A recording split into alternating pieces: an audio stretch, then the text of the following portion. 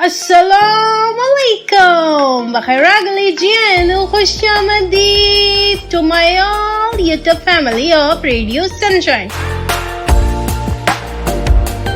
Good evening to all, ladies and gentlemen. हो जाइए तैयार क्योंकि आ चुकी है आरजे फायजा और ये है आपका अपना शो लेसन ऑफ लाइफ। तो जनाब फरमाइए, बताइए, समझाइए, कैसे हैं आपके हाल अहवाल, ख्यालात, मामूलात, एहसासात और क्या है आपकी दिन की और दिल की तमाम बातें, क्योंकि सुनने आई हूँ आज मैं वो तमाम। इस शो को हमारे साथ आगे बढ़ाते हैं आरजे हमजा, लेकिन आज वो हमारे साथ नहीं है, तो आज हम आजाद हैं, आज हम कुछ भी कर सकते हैं। तो लगवा दीजिए अपनी हाजिरी हमारे कमेंट सेक्शन में और बता दीजिए कौन कौन है कहाँ से हमारे साथ और क्या करना चाहते हैं वो, क्या नहीं कर पा रहे हैं, क्या करने जा रहे हैं, ये तमाम बातें वो हमें बताएंगे। और आप ये मत सोचिएगा कि अगर आरजे हमजा नहीं है तो आज लेसन ऑफ लाइफ में मजा नहीं आएगा, क्योंकि अगर हमारी सवारी एक बार आसमान पर चढ़ गई ना तो एंटरटेनमेंट किए बगैर वापस नहीं आएगी। और लेसन ऑफ लाइफ का जो एक खासा हुआ करता है, यानी कि हमारी मोटिवेशनल स्टोरी, वो तो जनाब मैं लेकर ही आई हूँ। और आज की मोटिवेशनल स्टोरी बहुत ही ज्यादा इंस्पायरिंग है और इससे आपको एक सबक भी मिलेगा, जैसा कि हमेशा हमारी स्टोरी से मिला करता है। तो वो सबक ना ऐसे कैसे मैं आप लोगों को वो सबक बता दूं, उसके लिए आपको सुननी पड़ेगी मेरी स्टोरी। और स्टोरी है ऐसी जो तमाम लोगों का दिल जीत लेगी, और अगर दिल ना जीते तो पैसे वापस। तो सबसे पहले बताइए कौन कौन है कहाँ से कमेंट सेक्शन में हमारे साथ, और मिलाइए हाथों से हाथ। चलिए अब स्टोरी की जानिब चलते हैं।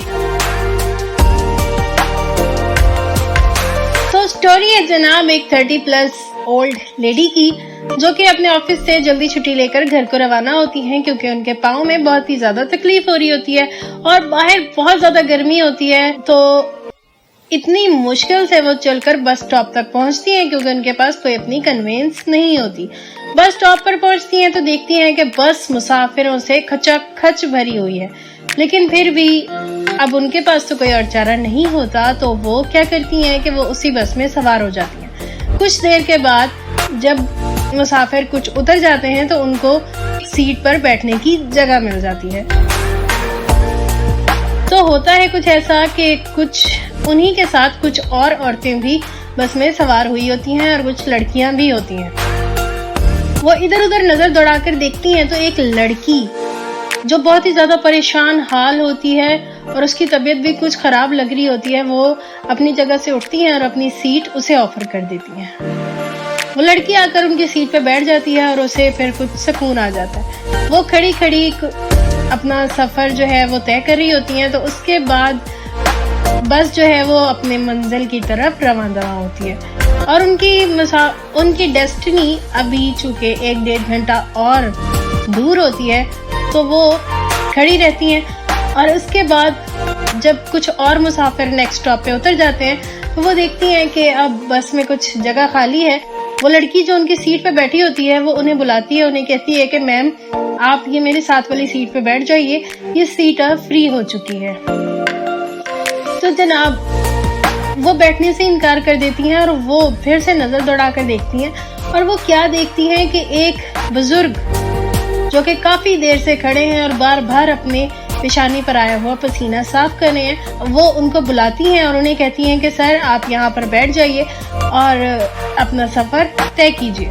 नेक्स्ट स्टॉप पे चूंकि उनकी मंजिल आ जाती है, इसलिए वो बुजुर्ग आदमी उधर से उतर जाते हैं। तो वही लड़की जिसको उन्होंने पहली दफा सीट ऑफर की होती है, वो लड़की उन्हें दोबारा से बुलाती है, कहती है मैम अब आप बैठ जाइए, अब तो और कोई नहीं है ऐसा कि जिसको आप ये सीट ऑफर करेंगी। तो वो दोबारा से नजर दौड़ाकर देखती हैं तो उनको एक ओल्ड लेडी में नजर में आती है, जिसने एक बच्चा उठाया हुआ और बच्चा बहुत बुरी तरीके से रो रहा होता है। तो वो उस ओल्ड लेडी को इशारा कर देती हैं, उसे कहती हैं कि मैम आइए आप इस सीट पे बैठिए, हो सकता है ये बच्चा भूखा हो, इसे कुछ खाने को दे दीजिए ताकि इसकी भूख प्यास मिटे और ये चुप हो जाए। اور ہوتا بھی کچھ ایسا ہی ہے. جیسے ہی وہ سیٹ پہ بیٹھتی ہیں، ایک تو انہیں سکھ کی سانس آتی ہے اور دوسرا وہ بچہ بھی ریلیکس ہو جاتا ہے کیونکہ وہ بھوک پیاس کی شدت کی وجہ سے پریشان ہو رہا ہوتا ہے. اور وہ لڑکی جسے انہوں نے پہلی دفعہ سیٹ آفر کی تھی، وہ یہ سارا ماجرا دیکھ کر بہت پریشان ہوتی ہے اور دیکھتی ہے کہ اب یہ لیڈی آخر کریں گی کیا، اور یہ کیا کرنا چاہتی ہیں اور یہ کیا کرنے والی ہیں.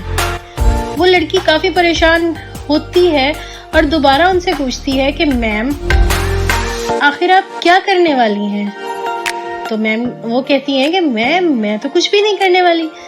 تو اس کے بعد پھر ہوتا یہ ہے کہ اس بچے والی اولڈ لیڈی کا سٹاپ آ جاتا ہے اور وہ اپنے سٹاپ پر اتر جاتی ہیں.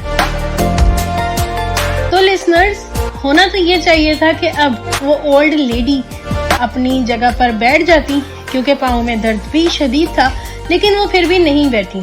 وہ دیکھنے لگی اپنے ارد گرد، اپنے چاروں اطراف میں انہوں نے نظر دوڑائی.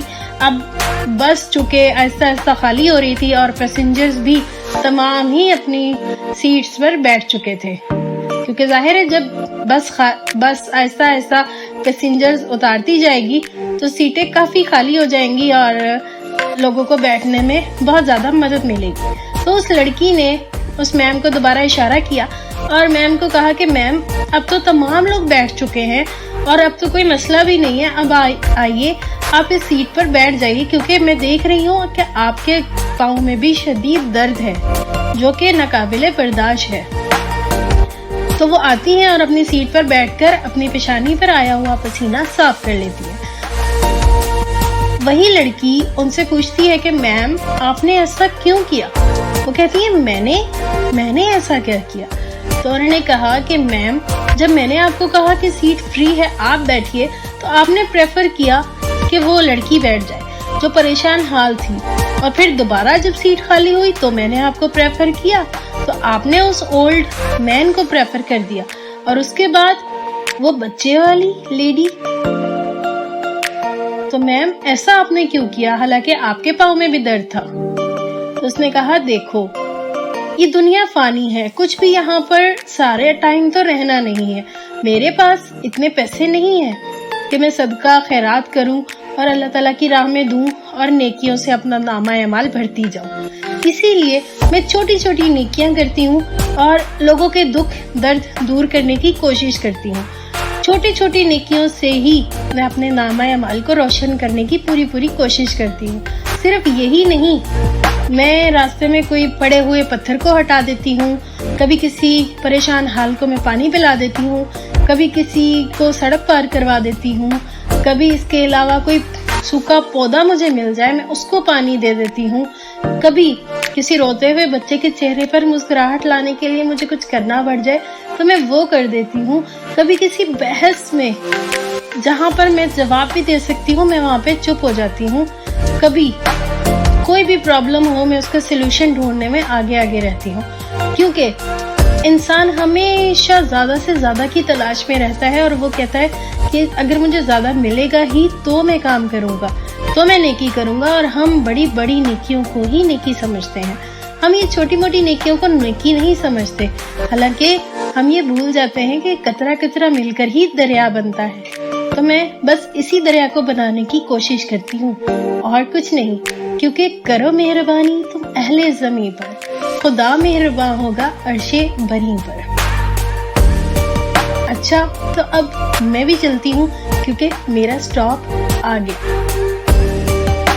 اور یہ کہانی سنانے کے بعد وہ میم خود بھی اپنے سٹاپ پر اتر جاتی ہیں اور خرامہ چلتی اپنے گھر کی طرف چلی جاتی ہیں اور اس لڑکی کو ایک سوچ میں چھوڑ جاتی ہیں کہ ہاں واقعی ہم چھوٹی چھوٹی نیکیوں کو کچھ بھی نہیں سمجھتے، ہم ہمیشہ بڑی سے بڑی نیکی کو ہی درج کروانے کے چکر میں رہتے ہیں. اور جب بھی ہمیں کوئی ایسی سٹوری سننے کو ملتی ہے نا تو ہم یہی سوچتے ہیں کہ کس کے پاس ہوں گے اتنے پیسے جو صدقہ خیرات کرے، لیکن یہ پوائنٹ ہمارے مائنڈ میں کبھی بھی نہیں آتا کہ ہم چھوٹی چھوٹی چیزوں سے شروعات کر سکتے ہیں. تو لسنرز بتائیے آپ کو میری سٹوری کیسی لگی؟ نے تو اس اسٹوری سے بہت کچھ سیکھا، سمجھا، اور جو کچھ سمجھا وہ آپ سبھی کے ساتھ میں شیئر کرنے پہنچ گئے۔ اگر آپ کو میری اسٹوری اچھی لگی ہو تو کامنٹ سیکشن میں ضرور بتائیے گا کہ آپ نے اس اسٹوری سے کیا سیکھا، اور کامنٹ سیکشن میں آ کر اپنی حاضری بھی ضرور لگوائیے گا، کیونکہ RJ حمزہ آ کر یہ نہ کہیں کہ اگر میں نہیں تھا تو یہ شو کمپلیٹ نہیں ہو پایا۔ آخر ہم انہیں بتائیں گے I am RJ فائزہ، آپ کی ہوسٹ، آپ کی دوست، آپ کی میزبان، اور اینڈ میں جاتے جاتے صرف اتنا پیغام دینا چاہوں گی، کرو کچھ ایسا کہ دنیا کرنا چاہے آپ کے جیسا۔ اسی شارٹ سے پیغام کے ساتھ RJ Faiza Mughal is signing out، فی امان اللہ۔